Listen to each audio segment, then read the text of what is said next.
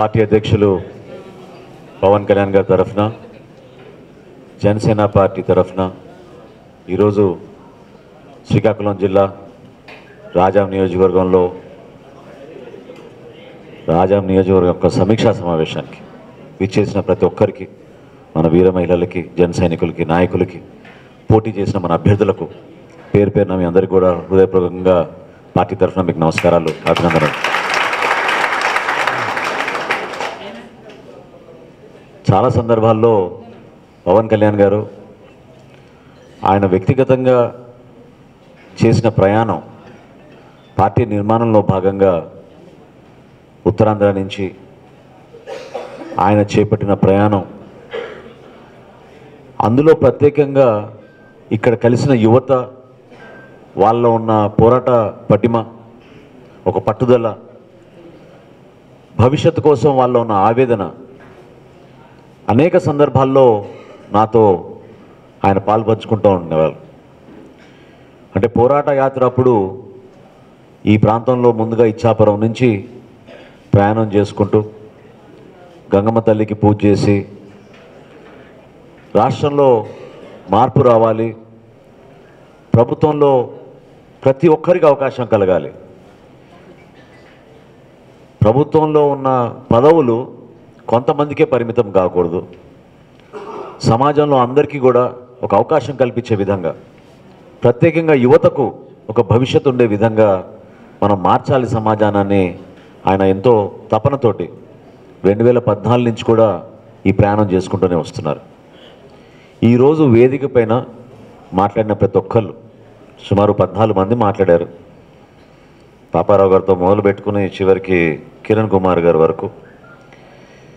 నిజంగా అంటే ఒక కాన్ఫిడెన్స్ నాకు ఎట్లా వస్తుందంటే, సమస్యలపైన మీకున్న అవగాహన గురించి అది చాలా స్పష్టంగా ఏర్పడుతోంది.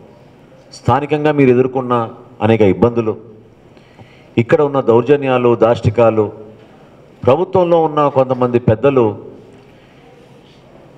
వ్యవస్థలోకి ఇంకెవరు రాకూడదు, మేమే ఉండాలనే ఒక దుర్మార్గమైన ఆలోచనతో వాళ్ళు చేస్తున్న కార్యక్రమాల్ని మీరందరూ కూడా బలంగా నిలబడ్డారు. ముందుగా మిమ్మల్ని అందరినీ మనస్ఫూర్తిగా అభినందిస్తున్నాను. అంటే స్వప్నిక లాంటి సోదరిని మనం చూసి గర్వపడాల్సింది ఏంటంటే, సమాజంలో ఎన్నో సమస్యలు ఎదుర్కోవడానికి సిద్ధంగా ఉంది ఆమె. కానీ చెప్పుకోవాలనే తపన, సిద్ధాంతాలకు కట్టుబడి యువతకు ఆదర్శవంతంగా నిలబడాలి. ఆమె అన్న మాటల్లో ఎంత బలంగా ఆమె మెంటల్గా ఆ స్టేట్ ఆఫ్ మైండ్ తెచ్చుకున్నారో మీకు అర్థమై ఉండాలి. ఫిజికల్గా ఇబ్బంది అయినా కూడా మెంటల్గా మాత్రం నేను ఎక్కడ తగ్గలేదు, నేను తగ్గను అనే మాట, అది కేవలం జనసేన పార్టీ వేదికపైనే మనం ఆ విధంగా మనం ఏర్పాటు చేయగలుగుతాం ఈరోజు. అది పవన్ కళ్యాణ్ గారు నింపే స్ఫూర్తి. ప్రతి ఒక్కరిని ఆ విధంగా దగ్గర తీసుకుని మాట్లాడి అభినందించి ముందుకు రా, మేము ఉన్నాం మీ వెంట, మీ అందరినీ కూడా కాపాడే బాధ్యత నాకుంది అని స్వార్థం లేకుండా రాజకీయాల్లో నిలబడిన వ్యక్తి మన పార్టీ అధ్యక్షులు పవన్ కళ్యాణ్ గారు.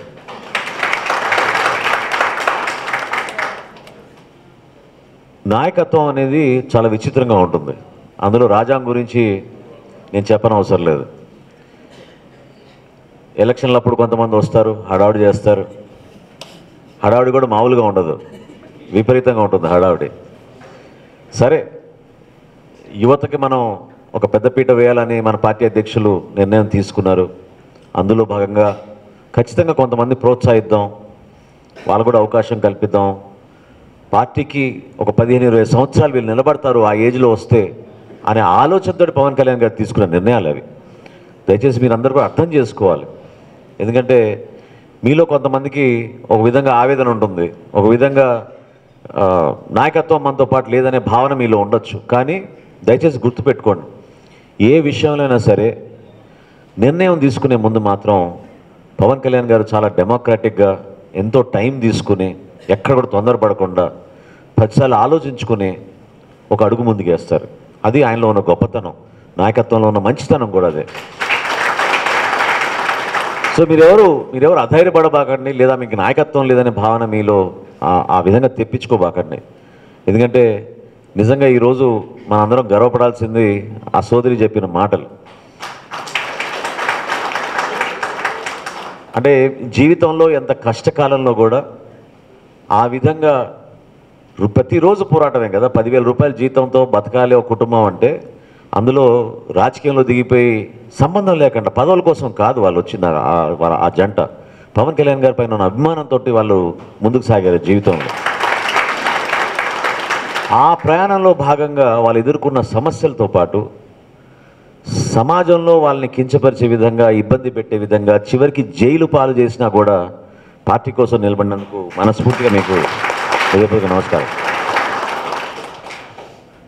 రాజాం నియోజకవర్గంలో ఈ సమస్యల గురించి లేదా మీరు చేస్తున్న కార్యక్రమాల గురించి మనం అద్భుతమైన గుడ్ మార్నింగ్ సీఎం సార్ దగ్గర నుంచి, లేదా భవన నిర్మాణ కార్మికుల సమస్యలపైన మనం చేపట్టిన రొక్కా సీతమ్మ గారి స్ఫూర్తితోటి మనం చేపట్టిన శిబిరాల గురించి, ఇసుక కొరత గురించి, ఇక్కడ జరుగుతున్న దౌర్జన్యాలు, ఏ విధంగా మన వనరులను కొలగొడుతున్నారో, రైతాంగానికి ఉన్న సమస్యలపైన, అక్కడున్న ఫ్యాక్టరీల్ని మూసేయడం, స్థానికంగా ఏమాత్రం అభివృద్ధి చేయకపోవడం.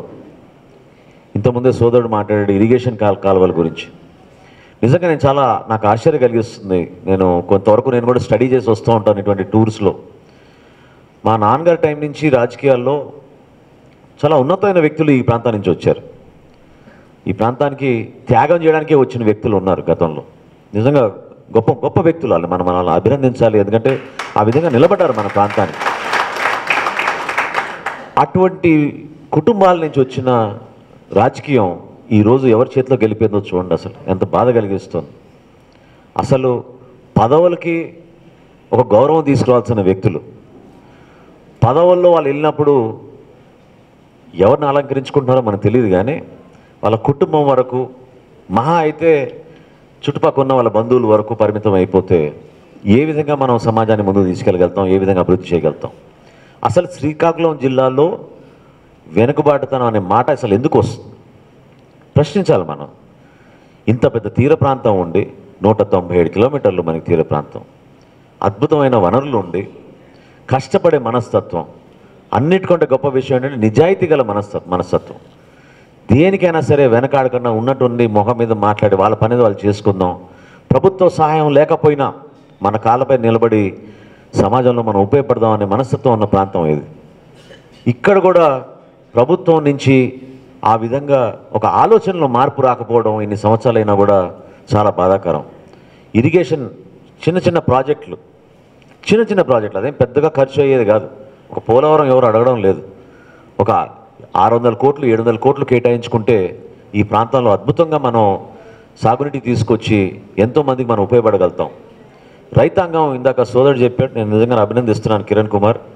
రైతుల కోసం, ప్రత్యేకంగా కౌలు రైతుల కోసం జనసేన పార్టీ ఏ విధంగా కట్టుబడి పవన్ కళ్యాణ్ గారు సొంతంగా ఆయన 5 కోట్ల రూపాయలు విరాళం ప్రకటించి రాష్ట్ర వ్యాప్తంగా కౌలు రైతులు ఎక్కడైతే మరణించి ఆత్మహత్య చేసుకున్నారో వాళ్ళకి ఆర్థిక సాయం ఇవ్వాలని జనసేన పార్టీ నిర్ణయించినప్పుడు మేము కూడా అదేవిధంగా ఈరోజు ప్రభుత్వ లెక్కలు బయటకు వచ్చినాయి. ఆ లెక్కలు కూడా దొంగ లెక్కలే. దొంగ లెక్కల్లో కూడా మనం 3వ స్థానంలో ఉన్నాం భారతదేశంలో. అంటే నిజంగానే మనం ఇంకా ఏం చెప్పాలి చెప్పండి. ఆ లెక్కలు కూడా ఎందుకు బయటకు వచ్చినాయంటే జనసేన పార్టీ ఆర్టీఐ ద్వారా రైతు స్వరాజ్య వేదిక కలిసికట్టుగా మనం ఈ ఉద్యమ స్ఫూర్తిలో తీసుకెళ్తుంటే ప్రతి పోలీస్ స్టేషన్లో మనం ఆర్టీఐ ఫైల్ చేసి ఆత్మహత్య జరిగిన రైతు కేసులు ఎఫ్ఐఆర్లు తీసి క్రోడీకరించుకుంటూ వస్తే మనకే ఆశ్చర్యం కలిగించింది. జగన్మోహన్ రెడ్డి గారు ముఖ్యమంత్రి అయిన తర్వాత నేను ఛాలెంజ్ చేస్తున్నాను, ఈ త్వరలో మనం దీన్ని జాతీయ స్థాయిలో తీసుకెళ్తాం. ఈ సమస్య గురించి జనసేన పార్టీ నుంచి జగన్మోహన్ రెడ్డి గారు ముఖ్యమంత్రి అయిన తర్వాత ఎఫ్ఐఆర్లు ఆర్టీఐ ద్వారా మనం చేసిన సమాచారం మేరకు జిల్లా ఎస్పీ సంతకం పెట్టిన సంతకాలు ఇవి. సుమారు 3,000 మంది రైతులు ఆంధ్రప్రదేశ్లో ఆత్మహత్యలు చేసుకున్నారు. వాళ్ళు చెప్పే 1,100 రైతులు ఎవరంటే అందులో 700 మందికి వీళ్ళు 7 లక్షలు ఇచ్చారు కాబట్టి ఆ లెక్క చూపించుకుంటున్నారు. మిగతా కుటుంబాలకు ఎక్కడ కూడా న్యాయం చేయలేదు. 3 మ్యాన్ కమిటీ, అక్కడున్న ఆర్డీఓ, సర్కిల్ ఇన్స్పెక్టర్ పోలీసు, వ్యవసాయ శాఖ అధికారి, వెళ్ళి ఆ కుటుంబాన్ని పరామర్శించుకుంది ఎక్కడ లేదు. చితికిపోయారు పాపం కుటుంబాలు.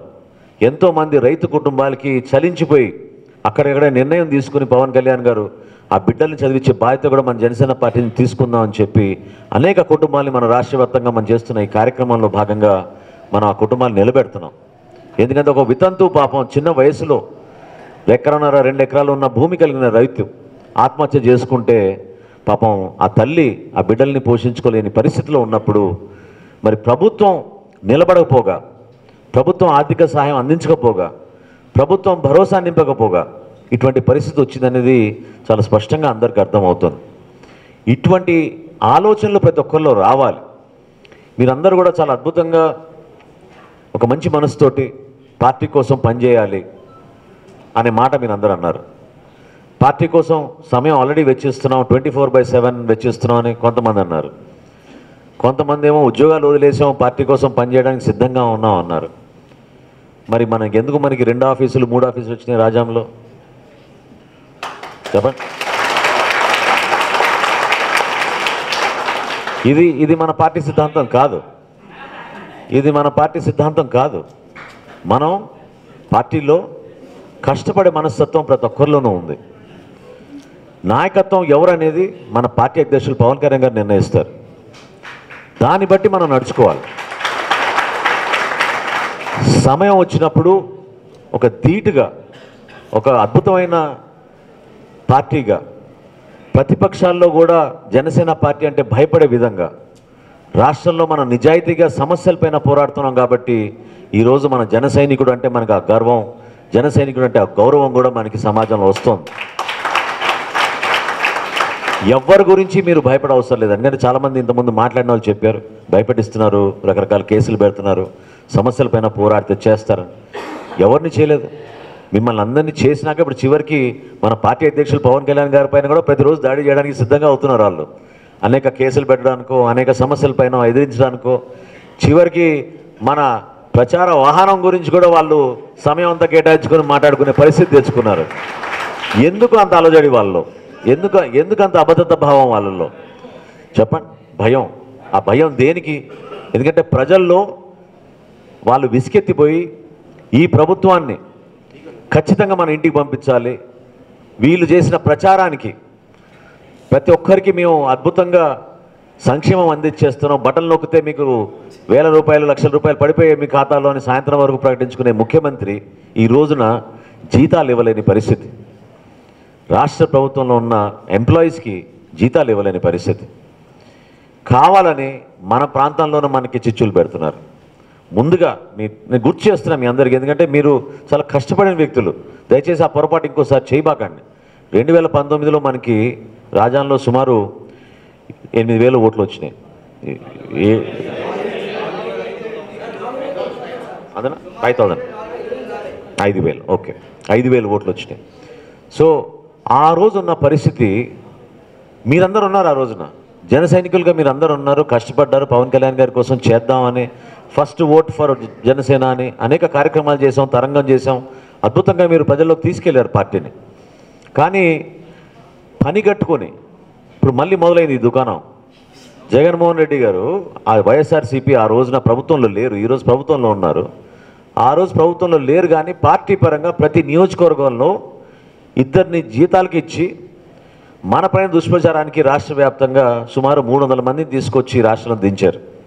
వీళ్ళు ప్రతి ఊరికి వెళ్ళడం, మన పైన దుష్ప్రచారం చేయడం, జనసేన పార్టీకి ఓటేస్తే వేస్ట్ అయిపోతుంది, ఓటేయబాకండి వాళ్ళకని, మనలో ఉన్న యూనిటీని కూడా చెడగొట్టడం. ఇప్పుడు ఇందాక సోదరుడు అన్నాడు, నిజంగా నాకు బాధ కలిగించింది. అంత ఆవేశంగా పాపం తన భార్య ప్రెగ్నెంట్ ఉన్నా కూడా వెంట పెట్టుకుని పోయి నామినేషన్ వేసి తల్లితో తగాదా పడి మరి 44 మంది జన సైనికులు ఉంటే 17 ఓట్లు పడడం అన్యాయం కదా? అవునా కదా? చెప్పండి. అంటే అతనికి ఎంత ఆవేదన, ఎంత బాధ ఉందో తన మనసులో మనం అర్థం చేసుకోవాలి. ఎందుకంటే పార్టీ కోసం పవన్ కళ్యాణ్ గారి పిలుపు మేసం లోకల్ బాడీ ఎలక్షన్లో ఎట్టి పరిస్థితుల్లో కూడా జగన్మోహన్ రెడ్డి మూర్ఖత్వాన్ని మనం ఎదుర్కోవాలి, ప్రజాస్వామ్యాన్ని నిలబెట్టాలి మనం. ఎందుకంటే యునానిమస్ చేయాలి ఎలక్షన్ అనే తపనతోటి ఆయన మంత్రుల్ని, డిఎస్పీలని, ఎస్పీలని మన అభ్యర్థుల్ని తీసుకెళ్ళిపోమని, చించేయమని నామినేషన్ ఫామ్లు బెదిరిస్తుంటే కొంతమంది అయినా ఆ విధంగా అవసరమైతే పీక కోసేయండి, మేము మాత్రం సిద్ధంగా ఉన్నాం, తగ్గేదే లేదని చెప్పి పాపం వాళ్ళు పోయి నామినేషన్ వేసిన పరిస్థితుల్లో మన పార్టీ నుంచి మన జన సైనికులు, మన నాయకులు అందరూ కూడా అండగా నిలబడాల్సిన బాధ్యత మనందరిపైన ఉండింది. ఓట్లు ఎన్ని వస్తాయనేది వేరే విషయం. నేను అనేది ఓట్ల గురించి పక్కన పెట్టండి. ఓట్లు ఒక్కటే కాదు, పార్టీ ఎదుగుదల కోసం మనం అంచనా వేసుకోవడానికి, బేరే చేసుకోవడానికి ఓట్లు ఒక్కటే కాదు, మన నిజాయితీ కూడా చాలా అవసరం. మనని చూసి నేను వెళ్తే నా వెనక 40 మంది ఉన్నారు, నాతోటి 50 మంది ఉన్నారు అనే ఒక పట్టుదలతో దిగితే ఆ భరోసా, ఆ ధైర్యం వేరే ఉంటుంది ఆ అభ్యర్థికి. నిజంగా ఆ విధంగా మనం సిద్ధపడాలి. లోకల్ బాడీ ఎలక్షన్స్ ఎప్పుడు కూడా ఏంటంటే చాలా వ్యక్తిగతంగా జరిగే పోరాటాలు. సర్పంచ్ ఎలక్షన్లు ఇంకా దరిద్రం. వెంట పడుతూ ఉంటారు. ప్రతి ఇంటికి, ప్రతి కులాల మధ్య, కుటుంబాల మధ్య చిచ్చులు పెడతారు, భార్యాభర్తల మధ్య చిచ్చు పెడతారు, రకరకాల ప్రచారాలు చేస్తారు. మనం అటువంటి చేయం. మన నిజాయితీగా ప్రజల్లోకి వెళ్తాం, మన జెండా పట్టుకుంటాం, మన కండువా వేసుకుంటాం, ఖచ్చితంగా స్థానిక సమస్యలపైన మనం మాట్లాడతాం అనేది అది ఒక బలంగా మనం తీసుకెళ్తాం తప్ప వేరే విధంగా ఎక్కడ తీసుకెళ్ళాం. దాన్ని మీరందరూ కూడా దయచేసి అనేది అంటే మొట్టమొదటి అడుగు రాజాం నియోజకవర్గంలో మిమ్మల్ని కోరుకునేది అందరూ కలిసి ఒకే మాట పైన సరదాగా కలిసికట్టుగా ఒక మీటింగ్ ఏర్పాటు చేసుకుని నేను వస్తాను ఆ కార్యకర్త సమావేశానికి. నా నెక్స్ట్ పర్యటనలో నేను రాజాంకి వస్తాను. అందరం కలిసి అక్కడే ఒక మీటింగ్ ఏర్పాటు చేసుకుని మన కార్యకర్తలందరం, నాయకులందరూ కూడా ఒకే గొడుగు కింద మన నాయకత్వం కేవలం మన పవన్ కళ్యాణ్ గారిని చూసి పార్టీ కోసం పనిచేస్తున్నాం అనే భావనతోటి మనందరం కూడా కలిసికట్టుగా ముందుకెళ్దాం. అప్పుడు మనకి ఎవరు ఎదురు వస్తారో అప్పుడు చూద్దాం. దానికోసం మనం సిద్ధం అవుదాం. సమస్యల పరిష్కారం కోసం ఖచ్చితంగా మనకు అవకాశం దొరుకుతుంది. రాబోయే ఎన్నికల్లో గెలుపు మనదే. జనసేన పార్టీ ప్రభుత్వం వస్తుంది. ఉత్తరాంధ్రకి నేను పవన్ కళ్యాణ్ గారి తరఫున మాట ఇస్తున్నాను. ఎందుకంటే నాకు తెలుసు ఆయన మనసులో ఉన్న మాట, ఆయనకున్న ఆవేదన. ఉత్తరాంధ్ర కోసం ప్రత్యేకంగా సపరేట్గా ఆయన దృష్టి సారించి ఈ ప్రాంత అభివృద్ధి కోసం, ఇక్కడున్న యువత కోసం, వాళ్ళకి అందించాల్సిన ఉపాధి అవకాశాల కోసం, ఈ ప్రాంతాల్లో రావాల్సిన పెట్టుబడుల కోసం, మహిళా సాధికారత కోసం, ఇక్కడ రావాల్సిన ఇరిగేషన్ ప్రాజెక్టుల కోసం ఒక్క జనసేన పార్టీకే ఈ రాష్ట్రంలో ఖచ్చితంగా ఒక ప్రణాళికతోటి మనం ముందుకు వస్తాం ప్రజల కోసం. అది మీరు గుర్తుపెట్టుకోండి. అందులో భాగంగానే జనవరి 12వ తారీఖున యువశక్తి అనే కార్యక్రమం రణస్థలంలో ఏర్పాటు చేయబోతున్నాం. అద్భుతమైన కార్యక్రమం. ఇదేంటంటే ఒక పండగ వాతావరణం లాగా యువత కోసం, మీకు భరోసా నింపడానికి కోసం పవన్ కళ్యాణ్ గారు స్వయంగా ఆ రోజంతా ఉండి ఇక్కడున్న సాహిత్యాన్ని, ఇక్కడున్న పోరాటాన్ని, ఇక్కడున్న కళాకారుల్ని, ఇక్కడున్న మన యువతకి ఒక భరోసా ఇవ్వడానికి కోసం ఆయనే వచ్చి స్వయంగా రాబోయే రోజుల్లో మన జనసేన పార్టీ నుంచి ఎటువంటి కార్యక్రమాలు చేయబోతున్నాం, ఏంటి మన ప్రణాళిక అనేది చాలా స్పష్టంగా మీ అందరికీ వివరిస్తారు. ఇప్పటంలో జరిగిన సభలో ఆ రోజున యువత కోసం ప్రత్యేకంగా ఒక అద్భుతమైన కార్యక్రమం ప్రకటించాం. రాబోయే రోజులు ఎందుకంటే చూసాం మనం ఎంతోమంది నలిగిపోతున్నారు. ఉద్యోగాల కోసం వలసలకు వెళ్ళిపోయి ఇతర ప్రాంతాలకు వెళ్ళి, పొరుగు రాష్ట్రాలు కూడా కాదు, గుజరాత్ లాంటి రాష్ట్రానికి వెళ్ళి పాపం సుమారు 20,000 మంది మన జిల్లా నుంచి ప్రతి సంవత్సరం వెళ్ళిపోతున్నారంటే చాలా బాధాకరమైన విషయం. కేవలం మనకి ఇక్కడ మౌలిక సదుపాయాలు కల్పించకపోవడం వల్ల. అదే ఒక ఫిషింగ్ హార్బర్, అదే ఒక జట్టి కల్పించుంటే ఇక్కడున్న మత్స్యకారు సోదరులు ఎవరు కూడా కుటుంబాలని వదుకుల్ని 8 నెలలు 9 నెలలు వేరే రాష్ట్రానికి వెళ్ళి, నిన్న ఒక సోదరుడు చెప్పినట్టు ఒక్క రూమ్లో 40 మంది అక్కడే పడుకుని పాపం కష్టాల్లో వాళ్ళకు వచ్చి ఆ 15,000 రూపాయల జీతం కోసం వాళ్ళ నిజంగా ఎంతో బాధ కలిగిస్తుంది. వాళ్ళ మాటలు వింటూ ఉంటే ఎంత కష్టపడి వాళ్ళని చంపుకుని కుటుంబం కోసం వాళ్ళని దూరం ప్రయాణం చేస్తున్నారు. ఎందుకు మన బిడ్డల కోసం మనం ఇక్కడ అవకాశం కల్పించలేకపోతున్నాం? ఇది మనం అందరం కూడా గమనించాల్సిన విషయం. ఇటువంటి వాటిపైన మాట్లాడడానికి పవన్ కళ్యాణ్ గారు సిద్ధమవుతున్నారు. ఇప్పటంలో మనం చేసిన ప్రకటన మీకు గుర్తు చేస్తున్నాయి. ఈ సందర్భంగా అక్కడ షణ్ముఖ వ్యూహం అనే ఒక కార్యక్రమం ఆ రోజు మనం చెప్పాం. చాలామంది చూసుంటారు, వినుంటారు. గుర్తు చేస్తున్నాను ఇంకోసారి. రాష్ట్ర వ్యాప్తంగా జనసేన పార్టీ ప్రభుత్వం వచ్చిన తర్వాత 1,00,000 మంది యువతకు ప్రతి ఏటా 10 లక్షల రూపాయలు ఆర్థిక సాయం అందించి, తద్వారా ఒక్కొక్క వ్యక్తి, అదొక షాప్ కానివ్వండి, చిన్న సూపర్ మార్కెట్ కానివ్వండి, చేతి వృత్తిగా చేసుకునే కార్యక్రమాలు కానివ్వండి, ఇంకొక 10 మందికి ఉద్యోగ అవకాశాలు కల్పించేటట్టు అదొక చక్కటి కార్యక్రమం తీసుకొస్తాం. ఇటువంటి వ్యూహాలు, ఇటువంటి ఆలోచనలు, కొత్తగా out of the box thinking చేయగలిగే పార్టీ కేవలం జనసేన పార్టీ. ఎందుకంటే పవన్ కళ్యాణ్ గారు చాలా స్పష్టంగా మన దేశ భవిష్యత్తు మన యువత చేతిలోనే ఉంది, యువతకు అటువంటి అవకాశాలు కల్పించాలి, అది మన బాధ్యత అనేది ఆయన పదే పదే చెప్తూ ఉంటారు. దాన్ని మనం నిలబెట్టుకోవాలి. మిమ్మల్ని అందరూ కూడా నేను కోరేది ఏంటంటే, అంటే ఈ పార్టీ నిర్మాణం కూడా ఒకే రోజులో అయిపోతుందని దయచేసి మీరు భావించబాకండి. మీరు కూడా పాపం 3 సంవత్సరాలు ఓపిక పట్టారు. ఎలక్షన్లు అయిపోయిన తర్వాత నాయకత్వం లేని ప్రాంతం, మీరు కూడా నలిగిపోయారు. మీకు రావాల్సిన నాయకత్వం లేకపోతే చేయాల్సిన పోరాటంలో కొంతవరకు పార్టీ నుంచి పూర్తి స్థాయిలో మీకు బలం అందించలేకపోయాం. కానీ ఇప్పుడు మాత్రం పార్టీ బలంగా నిర్మాణం చేసుకుంటూ వెళ్తాం. క్షేత్రస్థాయి నుంచి మనం గ్రామ స్థాయి నుంచి మండల స్థాయి నుంచి జిల్లా కమిటీలు ఇవన్నీ ఏర్పాటు చేసుకొని అందులో ప్రధానంగా పెద్ద పాత్ర మనం ఇవ్వాల్సింది యువత కోసం. యువతకి కంపల్సరీగా మన పార్టీలో ఇచ్చే పదవుల్లో ఎక్కువ శాతం మనం మన యువతకి ఇచ్చి వాళ్ళకి ఆ బాధ్యతతో పాటు వాళ్ళకి సమాజంలో పనిచేయడానికి ఒక అవకాశం. ఎందుకంటే నేనైతే చాలా స్పష్టంగా రాజకీయాల్లోకి వచ్చింది సమాజానికి ఉపయోగపడాలి, కొన్ని మంచి కార్యక్రమాలు చేయాలి. ఎందుకు మనకి 70 సంవత్సరాలైనా కూడా మనకి స్వాతంత్రం వచ్చిన తర్వాత ఇంకా మనం కొన్ని ప్రాంతాల్లో ఇంత వెనకబడిపోయాం. ఏ కారణాల వల్ల ఈ రోజుకి మనం రక్షిత మంచినీటి పథకం తీసుకురాలేకపోతున్నాం, ఏ కారణాల వల్ల మనం రోడ్లు వేసుకోలేకపోతున్నాం, ఏ కారణాల వల్ల ఇంకా పాపం పేదవాళ్ళు కష్టపడి బిడ్డలను చదివించుకోలేని పరిస్థితిలో వాళ్ళని చైల్డ్ లేబర్గా మార్చుకుని స్కూల్లో ఇంత డ్రాప్అవుట్స్ అవుతున్నాయి. దానిపైన నేను ఆ మార్పు కోసమే నేను రాజకీయాల్లోకి వచ్చాను. ఆ విధంగా మీరందరూ కూడా జన సైనికులు ఖచ్చితంగా మీ వంతు మీరు చేస్తున్నారు, స్థానికంగా నిలబడుతున్నారు నిజాయితీగా. కానీ ఒక మంచి ప్రణాళిక ఉండాలి. ప్రణాళిక లేకుండా మాత్రం మనం 4-5 ప్రోగ్రామ్స్ ఎవరు కాల్ చేసుకుంటూ ఉంటే అది ప్రజల్లో ఆకర్షణీయంగా ప్రజలు మిమ్మల్ని గుర్తించే విధంగా మాత్రం అది మారదు. అది గుర్తుపెట్టుకోండి. ఇందాక పవన్ సేనాని దాని గురించి చెప్పారు ఆయన. నేను చాలా ఓపెన్గా నేను ప్రతి డయాస్ నుంచి నేను ఇదే మాట చెప్తాను. నేను కానీ మన పార్టీ అధ్యక్షులు పవన్ కళ్యాణ్ గారు కానీ దయచేసి జనసేన పార్టీ కార్యక్రమాలు కాకుండా వేరే కార్యక్రమాలు ఏ కూడా చేయబాకండి.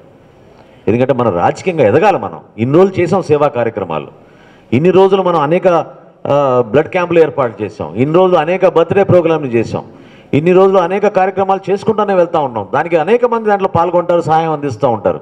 కానీ రాజకీయంగా జనసేన పార్టీ ఈరోజు నిలబడాలంటే అందరం కలిసికట్టుగా జనసేన పార్టీ కిందనే మనం పనిచేసి పార్టీ కార్యక్రమాలే ముందుకు తీసుకెళ్ళాలి.